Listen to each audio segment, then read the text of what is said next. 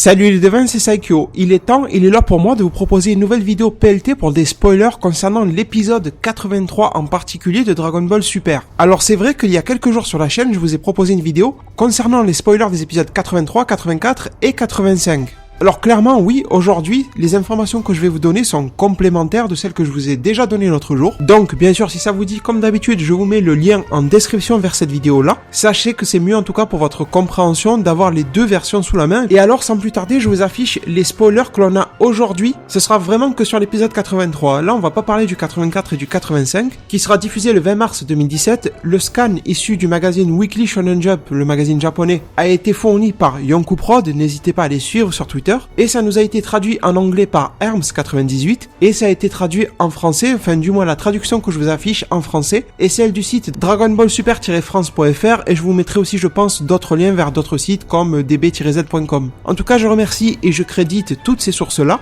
et comme d'habitude l'image, le visuel qui nous est donné ne nous révèle rien. Est-ce que la Toonimation ne veut plus spoiler autant? Est-ce qu'elle a eu des mauvais retours? Parce que je sais que dans les magazines Weekly Shonen Jump vous avez souvent une petite partie en fait pour que les lecteurs puissent écrire leurs avis, leurs opinions concernant le magazine. Peut-être qu'il y a eu trop de mauvais retours disant qu'il y avait trop de spoilers un peu trop conséquents. Mais c'est bizarre parce que c'est quand même dans la culture japonaise de se spoiler ce qui va se passer. Bon, c'était un petit peu philosophique, mais maintenant, on va passer au contenu du spoiler concrètement. Et je vous affiche le texte traduit en français que je vais également vous lire. Alors bien sûr, cet épisode-là sera diffusé le 26 mars 2017 au Japon. Et donc, on nous dit Dragon Ball Super, épisode 83. Former l'équipe de l'univers 7, qui sont les 10 plus puissants. Une bonne première nouvelle déjà, c'est que le titre n'a pas évolué depuis les précédents spoilers. Parce que c'est vrai que des fois, de magazine en magazine, ça peut changer, ça peut être remis à jour. Ensuite, je poursuis la lecture. Goku recherche des coéquipiers pour le tournoi du pouvoir, mais... point d'interrogation et d'exclamation, Goku a pris conscience lors de son combat contre Toppo de l'incroyable potentiel de leurs futurs adversaires. Une fois Goku et les autres rentrés sur Terre, ils se mettent immédiatement à essayer de recruter des coéquipiers pour le tournoi du pouvoir. Mais, 3 petits points, point d'interrogation et d'exclamation. Vegeta cette semaine, et c'est là où on a quelque chose de nouveau à se mettre sous la dent. Alors je vous lis ça, alors que sa fille va bientôt naître, il n'arrive pas à se calmer. Goku et les autres vont voir Vegeta pour l'intégrer dans l'équipe en vue du tournoi, mais il refuse toujours. Il semblerait que la raison soit que Bulma s'apprête à accoucher, mais, 3 petits points, point d'interrogation et d'exclamation. C'est pour ça que dans le titre de cette vidéo, j'ai un peu joué avec ça. J'ai l'impression qu'il n'arrête pas de nous utiliser avec des mais, point d'interrogation, etc. C'est vrai que dans chaque spoiler, ils nous font le coup du mais 3 petits points, mais là quand même ça fait beaucoup dans un seul et même preview d'épisode. Alors concernant la première partie de ce spoiler-là, de cette preview de l'épisode 83, on est à peu près sur quelque chose qu'on avait déjà vu dans ma précédente vidéo spoiler, avec un Goku qui va vouloir commencer à former son équipe pour le fameux tournoi du pouvoir. On nous rajoute une petite indication concernant le niveau de puissance de Toppo. On nous dit que Goku a pris conscience lors de son combat contre Toppo de l'incroyable potentiel de leurs futurs adversaires. Là il y a deux manières de l'interpréter et les deux manières sont même complémentaires. La première, c'est que sûrement et selon moi, Toppo a de fortes chances d'être bien meilleur que Goku, ça je vous en ai parlé plusieurs fois sur la chaîne, et ça serait aussi une belle opportunité pour introduire par exemple les autres Pride Troopers, de façon à ce que à la fin du combat, il nous a été dit dans les différents spoilers de l'épisode 82, celui qui arrivera en fin de semaine, que le grand prêtre allait interrompre le combat de Toppo et de Goku, qui n'ira forcément alors pas à son terme, et justement, à la suite de cette interruption, je verrais bien un Toppo faire un peu comme Raditz, qui à l'époque nous avait présenté le fait que derrière lui, il y avait encore Vegeta et Nappa qui arrivaient. Je verrais bien Toppo être déjà lui très très fort, même une étape à franchir pour Goku, et en plus lui dire qu'il a d'autres alliés dans les Pride Troopers, par exemple Jiren, celui qui a une tête d'alien, on sait son nom maintenant, et lui annoncer que eux aussi ont des capacités spéciales et des pouvoirs dont Goku ne se doute même pas, en laissant planer un peu le doute et le mystère, sans préciser si Toppo ou Jiren serait le plus fort, quoi que ce soit, mais voilà, une bonne ambiance mystérieuse qui laisserait planer le doute sur les niveaux de puissance au sein des Pride Troopers. Est-ce que Toppo, qui en est le chef, est le plus fort? Mais en même temps, être le chef, le leader d'un groupe, ça veut pas dire forcément que vous êtes le plus fort.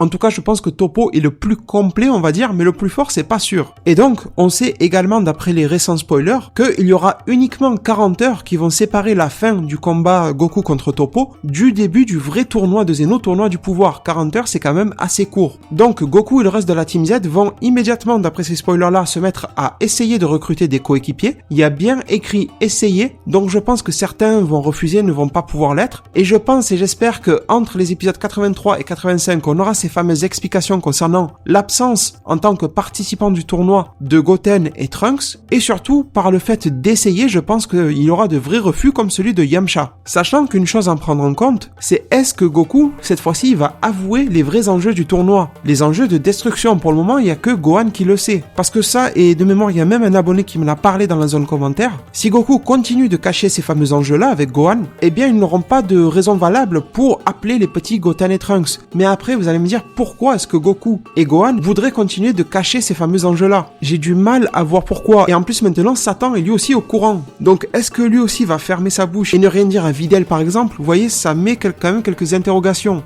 Donc à vrai dire, je pense qu'il est grand temps d'avouer à tout le monde quels sont les enjeux. La Team Z a toujours traversé les problèmes ensemble, toutes les menaces ils les ont connues ensemble, et globalement ils ne se sont jamais rien cachés. Même la fois où Goku voulait cacher ce que lui a dit Mirai Trunks, eh bien Piccolo l'a entendu et au final tout a été révélé au grand jour. Et maintenant on passe à ce qui est un petit peu plus croustillant en fait dans ce spoiler là, dans cette preview, c'est qu'on nous dit alors que la fille de Vegeta va bientôt naître, et Vegeta n'arrive pas à se calmer. Ça c'est à peu près comme d'habitude, mais je pense qu'on va avoir un Vegeta beaucoup plus sous tension que l'on a vu précédemment. Je pense que le terme, c'est-à-dire l'accouchement, va vraiment bientôt arriver, bientôt se produire. On nous dit que Goku et les autres vont voir Vegeta pour l'intégrer dans la team, dans l'équipe en vue du tournoi. C'est intéressant de voir Goku et les autres. On aurait pu imaginer un Goku seul. Par les autres, allez savoir ce qu'ils entendent. Ça peut être Goku avec Whis et Beerus et pourquoi pas Gohan. J'ai du mal à imaginer toute la Team Z aller en groupe pour aller chercher Vegeta pour lui demander de combattre. Enfin voilà, ça paraîtrait un peu gros, surtout que Vegeta et le combat quand même, ça lui plaît. Donc mis à part le fait que sa femme soit enceinte, au bout d'un moment, si Vegeta connaît les enjeux du tournoi, vous voyez qu'on en revient encore à ces fameux enjeux, est-ce que Goku va les révéler ou pas à tout le monde? Eh bien dès que Vegeta connaîtra les enjeux, il devrait y aller. Alors franchement, jusqu'à présent, je vous ai dit que j'adorais le comportement de Vegeta. La manière dont ils l'ont changé, avant, ils s'en foutaient complètement. Il n'était même pas là pour la naissance de Trunks, son fils. Et que là, on en est à le voir carrément protecteur de sa femme qui va accoucher pour sa fille. Donc jusqu'à là, pour moi, c'est cool. Mais par contre, si on en arrive au fait que Vegeta est au courant, que Goku lui dit, peut-être même en cachette, écoute Vegeta, je l'ai dit à personne, mais attends, je te le dis, tout le monde va se faire péter, va se faire détruire par Zeno si on gagne pas. Et si Vegeta, malgré ça, lui dit non, attends, je viendrai pas parce que Bulma va accoucher, là pour moi ça sera un petit peu trop. Ça sera symbolique pour marquer le fait que Vegeta a changé, d'accord, mais pour moi ça sera vraiment trop. Il ne faut pas pousser le bouchon trop loin. Au bout d'un moment, Bulma, elle n'est pas seule, elle n'est pas sans abri, elle n'est pas sans assistance, au contraire, elle fait partie d'un milieu scientifique, avec ses amis, sa famille, elle a tout le monde. Donc moi je préférerais que Goku révèle les enjeux directement, ça serait plus clair, ça serait plus facile, et ça serait plus logique à mon sens. Et après, s'il se met à les cacher, je pense que ça va semer pas mal de malentendus, pas mal d'incompréhensions, et on risque bêtement de se retrouver avec des Goten et Trunks absents pour une raison qui n'en est pas une, ou encore ils vont nous faire galérer le temps de un épisode avec un Vegeta qui refuse de participer, tout ça parce qu'il n'est pas au courant des vrais enjeux. Mais justement, on en arrive à la fin de cette preview-là qui nous dit qu'il semblerait que la raison soit que Bulma s'apprête à accoucher, mais, 3 petits points, etc. Donc pour moi, la grande logique serait que Bulma accouche en fin d'épisode 83. Peut-être qu'on ne verra pas bras bébé en fin d'épisode 83, mais il y a quelque chose qui va s'amorcer. Je pense que l'idéal en termes de teasing serait qu'il nous annonce que Bulma d'un coup elle a des contractions, quelque chose comme ça, qu'on sente que l'accouchement arrive, s'amorce et démarre, pour pourquoi pas une naissance bien mise en scène durant l'épisode 84, ça pourrait être cool je pense. Et si je fais le lien avec les précédents spoilers que je vous avais montrés sur la chaîne, je vous les affiche maintenant. Je vais pas tout vous lire, ne vous inquiétez pas, mais juste les moments les plus importants. Dans l'épisode 83, on nous dit Bulma et Vegeta mettent au monde une nouvelle vie, que Goku et les autres doivent protéger. Donc déjà, ça mettait sur la piste que Bra allait naître en épisode 83. Et si vous regardez les spoilers de l'épisode 84, juste en dessous, on nous dit que le deuxième enfant de Vegeta et de Bulma est né. Donc au final, on nous parle de Bra dans les deux résumés d'épisodes. Donc pourquoi pas avoir une naissance entre guillemets à cheval, Bra qui naîtrait en fin d'épisode 83, quelque chose qui s'amorce, pour la découvrir en épisode 84. Donc au final, est-ce qu'elle serait née en 83 ou 84, vous voyez, c'est un peu difficile à dire et au final on s'en fout.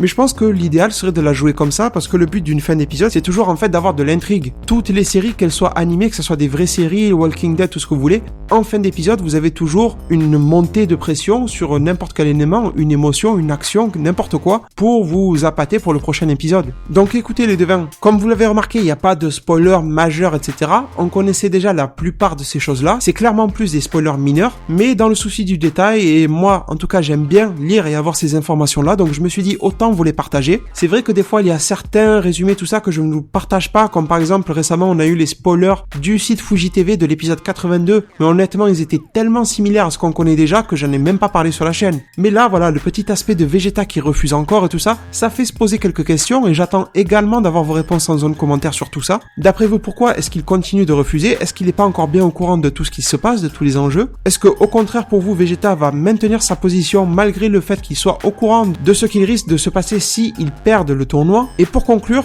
d'après vous, comment va se passer ces phases de recrutement? Qui va accepter de suite? Par exemple, je vois bien un Piccolo accepter de suite. Qui serait hésitant? Pourquoi pas un Krillin? Qui foncerait dans le tas un peu comme un Tenshin Han? Bien sûr, le recrutement un petit peu particulier de C17 forcément. Je pense qu'au début tout le monde va être un petit peu mal à l'aise, un peu comme à la fin de DBZ, quand on avait le gros bout gentil qui essayait de s'intégrer à la Team Z. C'était un petit peu malaisant quand même. Juste avant de vous laisser les devins, si je peux me permettre de vous demander un petit service, je n'ai pas du tout l'habitude de faire ça. C'est juste si vous pouvez jeter un œil à ma review du film Logan. Si ça vous intéresse bien sûr, si vous en foutez totalement du film, des comics, de Marvel, de Wolverine ou quoi que ce soit, bah passez votre chemin. Mais comme je l'ai sorti à une heure tardive, que ma chaîne est ultra référencée, on va dire Dragon Ball, et que dès que j'essaie de me diversifier, eh bien derrière je perds énormément en visibilité. Du coup, si je peux au moins vous demander à vous qui êtes abonné à la chaîne d'aller jeter un œil, de me donner vos avis et venir me dire justement s'il y a des choses à améliorer, si selon vous la review vaut le coup ou pas. Enfin en tout cas, ça serait vraiment sympa si vous pouviez me donner ce petit coup de main là. Et comptez sur moi en parallèle pour continuer de toujours vous proposer toujours plus de contenu et de ne jamais arrêter de les améliorer. En tout cas, je vous remercie énormément pour tout et je vous laisse sur ces mots. Prenez soin de votre futur. Le meilleur moyen d'y arriver, c'est de vous abonner à ma chaîne, de la partager, la liker et la commenter un maximum de fois pour que notre communauté puisse se développer le plus possible sur YouTube. Merci et à plus pour de prochains arts divinatoires.